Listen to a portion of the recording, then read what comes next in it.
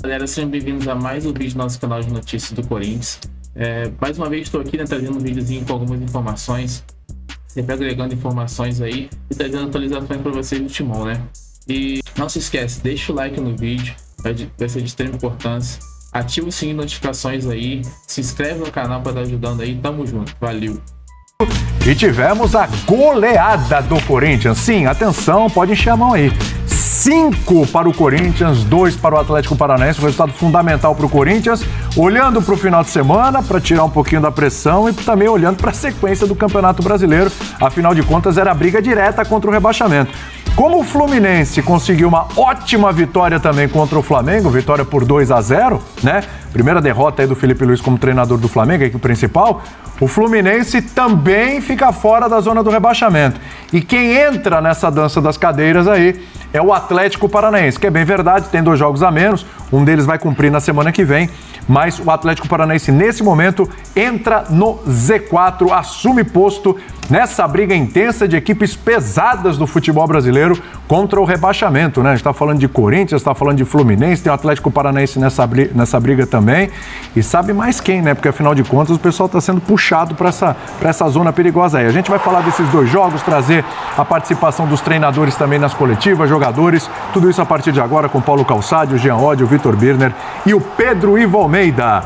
Jean, que jogo maluco, hein? O Corinthians abre 2-0, vai parecer que estava tudo bem, arrefeceu, o Atlético vai lá, empata, dá pinta que vai virar, começa o segundo tempo, 2 times meio desorganizados, né? Um jogo meio maluco e o Corinthians conseguiu golear. Tudo bem, Jean? Pois é, William, boa noite para você, boa noite a todos. Foi impressionante, né? A história do jogo, o roteiro da partida, e é daqueles jogos que o torcedor do Corinthians, ele tem coisas do que reclamar, evidentemente, acho que dá para reclamar bastante do que foi a segunda metade do primeiro tempo do Corinthians, depois de fazer 2-0 contra um Atlético Paranaense que não faz mal a ninguém ultimamente, né? São 10 jogos com 7 derrotas e 3 empates do Atlético Paranaense, e o Corinthians toma o empate, né? Então foi realmente uma segunda parte do primeiro tempo para deixar o torcedor maluco, mas no fim das contas, se você olhar para toda a conjuntura do que aconteceu, né? Acho que o Corinthians nem é que ele volta melhor no segundo tempo, mas aí, quando eu falo de conjuntura, eu tô falando também do gol do Memphis, né?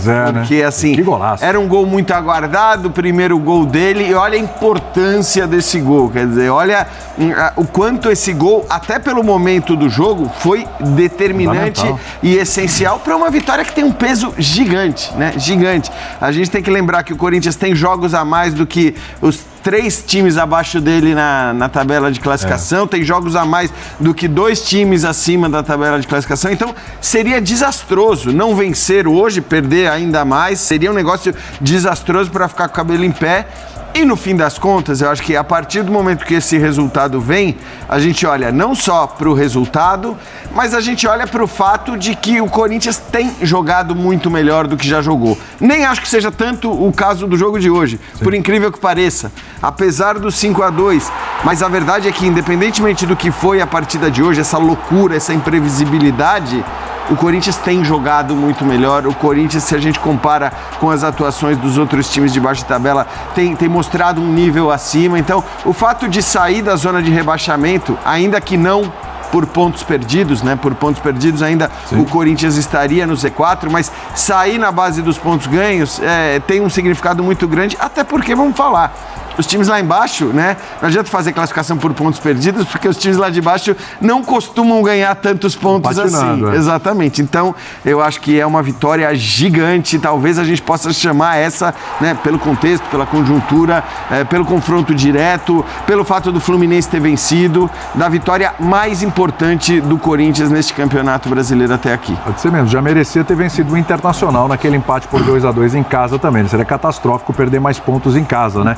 É um jogo com todos os requintes aí, teve golaço do Mateuzinho, o gol do Memphis Depay, o primeiro camisa do Corinthians, golaço também, o gol do Yuri Alberto foi golaço, e jogou bem o Yuri Alberto também, bom que se diga, né? Bom que se diga, atuando muitas vezes como assistente ali, o Yuri Alberto vai muito bem. Tem várias coisas legais pra gente pontuar desse jogo, mas eu também quero ficar trocando aqui entre um jogo e outro. Passar também no Fla-Flu, porque era uma briga contra o rebaixamento do Fluminense, que saiu vitorioso, E um Flamengo olhando para o final de semana, né, Pedro Ivo? Inclusive poupou vários jogadores pensando no confronto justamente contra esse Corinthians. Tudo bem? Tudo bem, William. Abraço a você, Jean, Calçade, Birne, Fã de Esporte com a gente, mas não dá para colocar só nessa conta de olhou muito pro fim de semana, então hoje era clássico. Hoje, o primeiro tempo, o Flamengo em algum momento teve mais volume. O Flamengo, em algum momento do primeiro tempo, antes do pênalti marcado que o Ganso perde no primeiro tempo, o Flamengo poderia ter construído o resultado. Então, achar que foi derrotado porque olhou para o fim de semana é tentar camuflar problemas que o time apresentou hoje. Problemas principalmente defensivos. Claro que tem a entrada do Arias, claro que tem a qualidade do Ganso, o Fluminense tem qualidade, mas, ora, o Flamengo também não tem qualidade. Um debate que precisa se colocar. A gente fala de elenco, né? O Flamengo do segundo tempo, principalmente. E aí você está falando de um clássico, né? Não dá para achar que o jogo de hoje seria menos importante porque fim de semana tem uma possível ida à final de Copa do Brasil. Não. E aí, quando você olha para o segundo tempo, eu acho que o Felipe pensou um jogo de explorar lado de campo do Fluminense, o Ayrton Lucas por um lado, o Matheus Gonçalves pelo outro, não dá certo exatamente. O Flamengo repete um problema no primeiro tempo, que é de finalização, de ser efetivo quando ele tem ali o mínimo controle que seja do jogo, ele não finaliza, ele não resolve, ele sofre, ele sai do primeiro tempo aliviado por conta do pênalti perdido pelo Ganso, e aí no segundo tempo facilmente envolvido, o Ayrton Lucas, que depois foi sacado, o Fluminense jogou com uma tranquilidade, você tem o Ayrton por ali, não funciona lá na frente. O Arias começa a machucar por ali. O Martinelli muito bem para chegar, para construir. Então o Flamengo não pode olhar só para esse papo de mas é porque tem uma semifinal. Não. Tudo bem que institucionalmente o Flamengo disse que esse jogo era menos importante. Sim. Até porque fez de tudo para colocar o jogo da semifinal da Copa do Brasil no fim de semana. Mas acho que tem que lamentar sim. Tem que lamentar pelo que não conseguiu resolver no primeiro tempo e por como sofreu no segundo tempo. E é um rival. Deu a chance de o rival sair da zona do rebaixamento e com uma moral elevada. E o Arias, acho que talvez a gente vai perder tempo se ficar aqui repetindo a qualidade. Impressionante. É o principal jogador do Fluminense nessa temporada. Já não era na outra, né? Com o Cano arrebentando e tudo. O Arias né? Já era o Arias. Tinha papo. Já tinha papo. Igual o papo do Bruno com o Gabriel em 2019. Isso, exatamente. Bom lembrar que Fluminense e Atlético Paranaense vão se enfrentar. É um desses jogos aí que o Fluminense está devendo, o jogo que ele está devendo. E um dos jogos que o Atlético Paranaense está devendo vai ser no próximo meio de semana, durante Libertadores, Sul-Americana, eles vão se enfrentar. E aí o Corinthians também de olho. O Corinthians que vai ter a Sul-Americana contra o Racing. E aí o Corinthians também de olho nesse jogo, porque vai dizer muito ali sobre a parte de baixo. Mas é bom pro Corinthians, né? É bom que se diga. Porque quando a gente fala que o Corinthians tem mais jogos que todos os seus adversários praticamente na briga contra o rebaixamento, o fato de você ter um confronto direto entre eles é a certeza de que pelo menos um vai perder pontos, né? Ou 3, ou 2, e o outro pode perder 2. E aí cada um perde 2 pontos. Empatezinho pode ser um bom negócio aí. Agora, olhando para o final de semana, a gente vai falar de hoje, do final de semana, as coisas estão se misturando.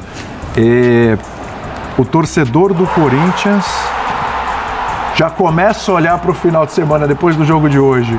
Uma outra expectativa, olha, de repente é possível, é só 1-0 e tal, jogando em casa. E o torcedor do Flamengo volta a ter aquela pulguinha atrás da orelha, porque estreou o Felipe Luiz, 2 vitórias e tal, parece que estava melhorando. Hoje o time parece que andou para trás, lembrou bem aqui o Pedro. Muda o comportamento, muda a expectativa mediante o que a gente viu hoje ou não influencia em nada? Bom, primeiro boa noite a você, William. Fala, Jean, professor Calçade, Pedro, aos fãs e às fãs do esporte. Isso é uma perspectiva muito pessoal. A minha não mudou nada. Exato. A minha nada. Para mim, a visão que eu tenho do jogo da Copa do Brasil é exatamente a mesma após os 2 jogos que a gente assistiu hoje, o jogo do Flamengo contra o Fluminense e a vitória do Corinthians contra o Atlético Paranaense.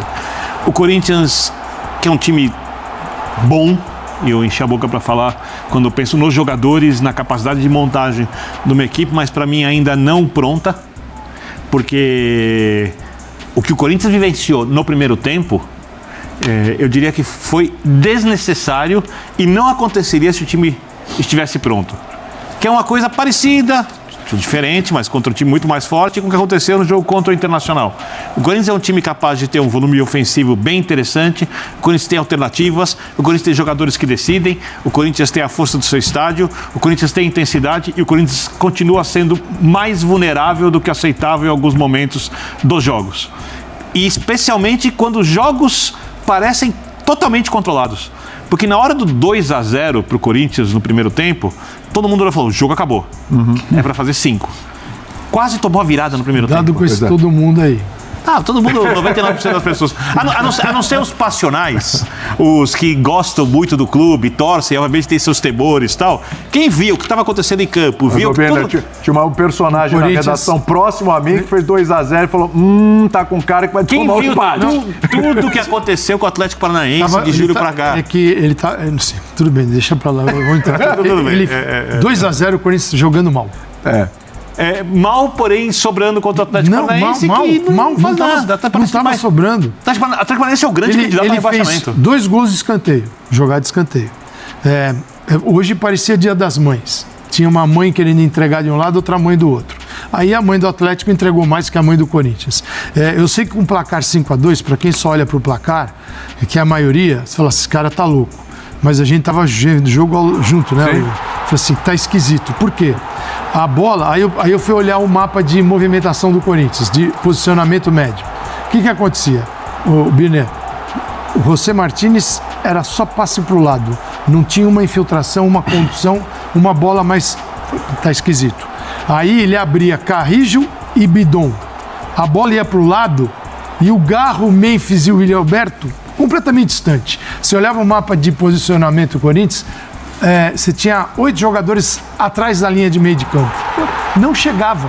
Tanto que uma hora o Memphis vem pegar a bola aqui dos volantes. No primeiro tempo. A hora que o Memphis está saindo para pegar a bola dos volantes, é um recado. Até eu concordo com tudo. Eu, inclusive, quando eu digo que o Corinthians é um time ainda vulnerável, é porque ele ainda não é um time bem treinado. Exatamente, bem concordo treinado. com você. Mas o Atlético Paranaense também é um desastre. Mas o engraçado, e o Atlético, se você pegar a campanha do Atlético, ele tem a maioria dos pontos do Atlético no campeonato, esses pontos são conquistados fora de casa. Em casa, o Atlético vai muito mal. Agora, o Corinthians, fora de casa, eles invertem. A pior campanha do Campeonato Brasileiro fora de casa é o Corinthians, 6 pontos. Então é nesse estádio que o Corinthians pode tentar, pelo que fez até agora, se salvar do rebaixamento, jogando em casa. Então ele tinha que vencer essa partida, e venceu. E a gente fala aqui, às vezes, mesmo jogando mal, você tem que ganhar jogos. Isso vale para quem está disputando o título, para quem está na zona do rebaixamento, porque são jogos que o placar, nesta situação do campeonato, ele diz tudo. Tem a ver com a torcida do Corinthians. Terminou o jogo, Corinthians 5, Atlético Paranaense 2. Olha o que faz a torcida do Corinthians, vamos lá.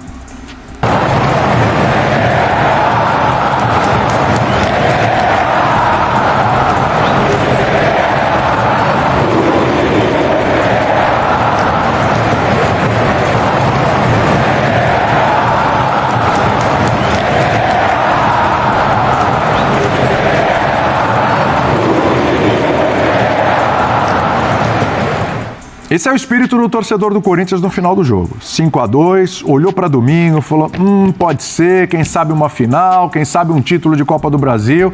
Tava com a energia lá em cima o torcedor do Corinthians. Mas esse termo é guerra. Acho que tem muito mais a ver com tudo que eu falei. Perfeito. Do que com a importância do jogo Mexeu em si. E tal. É tudo nessa receita. São vários ingredientes nessa receita. O pacote tá ali, Porque na visão fria a guerra era hoje, né? Na visão fria de que jamais pode cair. Aliás, e nas palavras do Ramon Emiliano. E nas palavras do Ramon Emiliano que as guerras são travadas no Campeonato Brasileiro, né? Então esse é o clima, o torcedor do Corinthians abraçou, puxou para si para o jogo contra o Flamengo. Agora vamos ver como estava a torcida do Flamengo depois da derrota para o Fluminense. Ó. Pessoal indo embora. Tá? Olha só. Pessoal saindo mais cedo, antes do jogo terminar. O tom da entrevista do Felipe. Exatamente, Pedro. Não precisa ir muito longe. Exatamente. Então, vamos lá. Torcida saindo mais cedo e tal, etc. Já viu que eu tinha perdido e tal. Nenhum tipo de manifestação com relação à equipe, como a gente já viu em alguns outros momentos, pro bem ou pro mal. Enfim, indiferença. Foi embora. Sabe o que é mais curioso? Foi embora.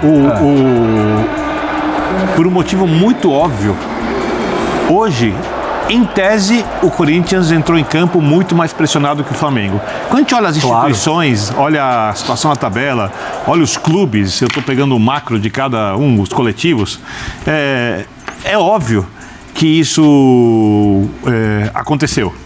Quando a gente olha individualmente as pessoas que jogam bola, os jogadores, Eu acho que a pressão ela é parecida. Porque o Corinthians precisa sair da situação da parte de baixo da tabela de classificação. Tem melhorado, os jogadores estão com uma razoável confiança, a não ser alguns momentos que perdem durante o jogo, mas a impressão, eu odeio esse termo, não, eu odeio esse termo, mas eu vou usar. Vocês gostam muito da imprensa. Claro. Um viés de alta. Você adora, isso, Calçade também fala muito sobre viés de alta, tô brincando. Mas o time está crescendo. O organismo farto. O Flamengo... Hoje ele não está leve. O jogador é verdade. Os jogadores do Flamengo, Tem mais uma hora de programa. por conta do que o Calçade falou, um estadual em 2 anos e outros que chegam e são inseridos nesse ambiente onde falam, nós temos o melhor elenco do país individualmente, tecnicamente, ou com mais possibilidades, por mais que os encaixes às vezes sejam complicados. Nós temos o maior orçamento, nós temos a maior possibilidade de contratação, né? Nós temos todas essas possibilidades. Quando chega em campo, há muito tempo as coisas não acontecem várias vezes seguidas. E aí, a pressão que eu tenho é que os jogadores do Flamengo estão com mais dificuldade de lidar com a pressão de jogar no Flamengo que os do Corinthians saírem da zona de baixo, da zona do rebaixamento. Você tem essa sensação? Tenho, porque individualmente esse time do Flamengo muitas vezes Mas é acho que inconstante. hoje entrou pressionado? Não, hoje aconteceu o seguinte, chegou um momento que estava a impressão que o Flamengo ia fazer o gol, ia abrir a porteira, pressionado o Fluminense no primeiro tempo, esmagando, toma o pênalti, o goleiro pega, tal, tomou o gol. Tem alguma capacidade de reação o Flamengo? Ele mostrou capacidade de reação contra o Peñarol? Ele mostrou capacidade de reação com qual técnico última vez? O Corinthians reage. O Corinthians é um time que parece que na hora difícil acontece alguma coisa, os caras crescem, se unem, mesmo com os problemas que eu concordo com o Calçade, às vezes o time um pouco mais disperso, e aí entram alguns jogadores tipo o Romero, que lida bem com a camisa ali. Você acha então que se o Corinthians abrir o placar contra o Flamengo no próximo domingo, o Flamengo desmorona? Eu não sei, mas eu acho que existe a chance. Ela não é inexistente, ela existe. Aí tem o que o Pedro falou. É um jogo em casa. Jogo de temporada, Flamengo. É um jogo em casa. Por isso que não dá para tentar tirar uma equipe que mudou muito o seu grupo de jogadores durante o ano e vai terminar o ano 2024, que pode ser na segunda divisão ou na primeira. Com o time que construiu agora, a partir da janela, é um time para ganhar jogos, mesmo não estando afinado como grupo, mas e não cair.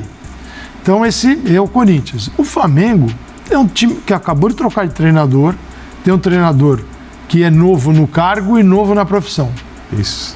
Isso a gente tem que ver isso. Do outro lado, o treinador é rodadaço. Sim, Felipe Luiz está dando os primeiros passos. E ele está, por mais que ele tenha, durante muito tempo como jogador, sentido já a carreira dele como treinador, olhando detalhes, buscando informações. Ele, quando está terminando a carreira, é um cara que já olhava e falava, vou ser treinador, ele jogava e adquiria conhecimentos. Mas é uma novidade essa vida que ele está agora vivendo. Ela é nova como treinador. Ele mesmo fala, descobri que dói muito mais aqui do que lá.